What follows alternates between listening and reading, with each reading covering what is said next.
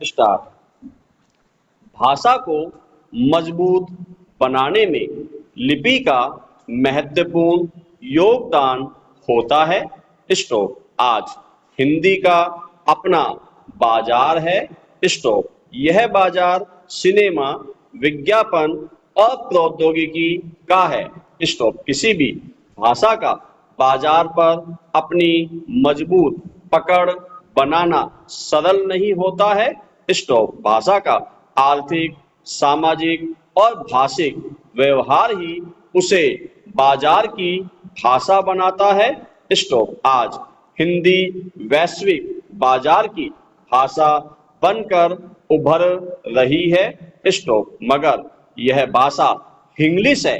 Stop. बाजार की इस चकाचौंध में हिंदी का व्यवहारिक पक्ष तो मजबूत हुआ है, लेकिन उसका भाषिक पक्ष कमजोर हुआ है। स्टॉप। आज हिंदी को बोलने और समझने वाले लोगों की संख्या सबसे ज्यादा है। स्टॉप। यही कारण भी है कि विविधताओं से भरे हमारे देश में, जहां हर 4 कोस में बोली भाषा का स्वरूप बदल जाता है, वहां बहुत सी भाषा और बोलियों के मध्य हिंदी ने अपना स्थान बनाया है। स्टॉप। वह संप्रेषण और रोजगार की भाषा बनी है। स्टॉप। पैरा। हिंदी की इस मजबूत स्थिति के साथ उसका कमजोर पक्ष भी उभरा है।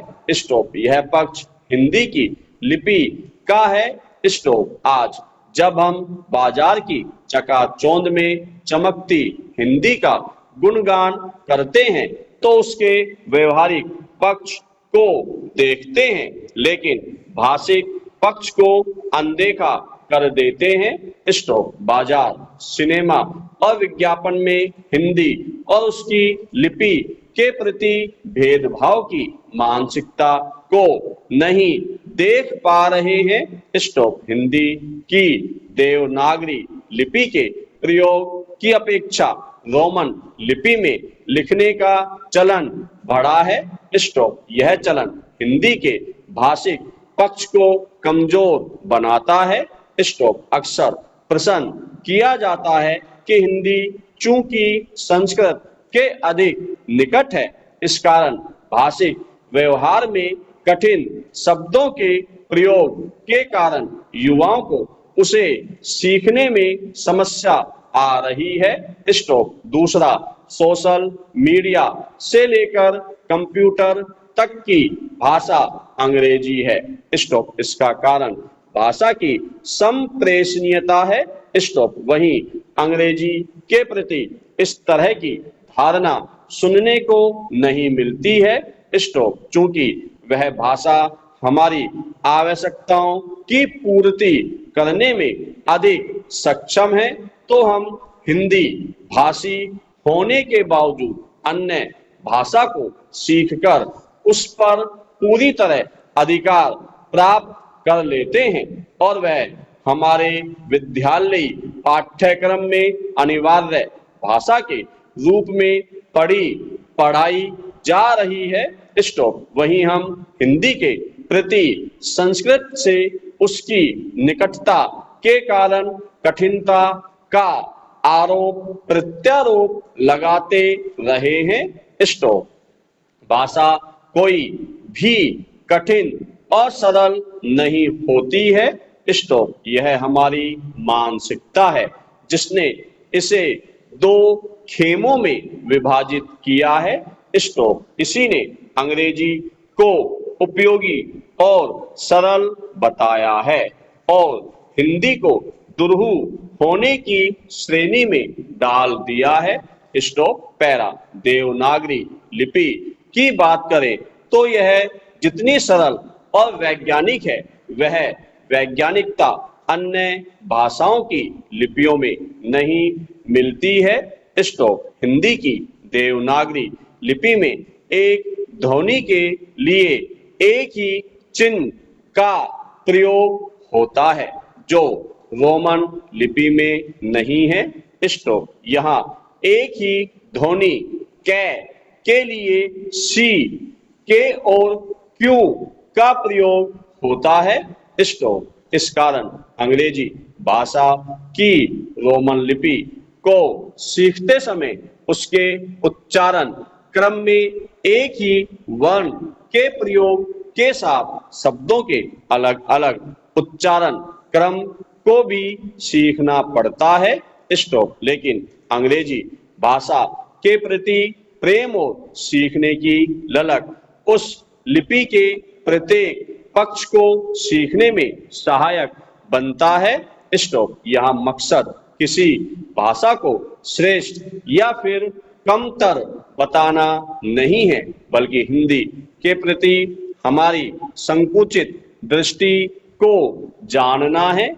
स्टॉप। पैरा। भाषा के विकास में केवल उसका व्यवहारिक पक्ष ही कारगर नहीं होता है, बल्कि उसका भाषिक प्रयोगात्मक पक्ष भी अनिवार्य होता है। स्टॉप। हम एक को लेकर दूसरे को छोड़ नहीं सकते हैं। स्टॉप। हिंदी के भाषिक प्रयोग के लिए देवनागरी लिपि की अपेक्षा रोमन लिपि के बढ़ते चलन ने एक वर्ग को भारतीय भाषाओं के साहित्य से दूर कर दिया है। स्टॉप। आज भारतीय साहित्य हिंदी की अपेक्षा अंग्रेजी भाषा में अधिक पढ़ा जा रहा है। स्टॉप। लिपि जो भाषा की प्राण तत्व है, भाषा को स्थायित्व और संग्रहणीय बनाती है। स्टॉप। यह कैसे हो सकता है कि हम उसके एक पक्ष को अपनाएं और दूसरे को छोड़ दें। स्टॉप।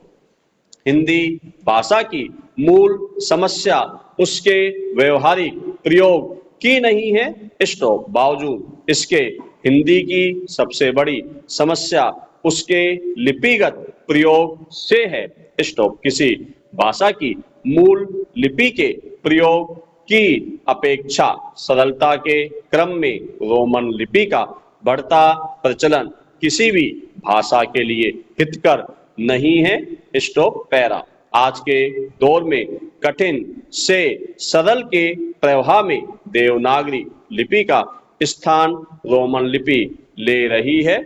स्टॉप। सरलता के इस प्रवाह में हम भाषा के मूल व्यवहार और उसकी संरचना को अनदेखा कर देते हैं। स्टॉप। हमारा समाज बहुभाषी है। स्टॉप। हमारी अपनी ही बहुत सी बोली, भाषाएं और लिपियां हैं।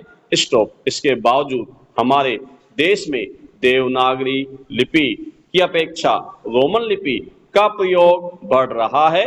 स्टॉप। एक और हम भारतीय भाषाओं, बोलियों और लिपियों को फिर से जीवंत बनाने, उनके शैक्षिक और साहित्यिक योगदान को मजबूत बनाने का प्रयास कर रहे हैं। वहीं हिंदी को देवनागरी लिपि में लिखे जाने की अपेक्षा रोमन लिपि में लिखे जाने की बहस चल रही है। स्टॉप। ऐसे में हमारी बोलियां और भाषाएं अपना अस्तित्व खो देंगी, क्योंकि वह लिपि ही है जो किसी भाषा को स्थायी, सजीव और संग्रहणीय बनाती है। स्टॉप।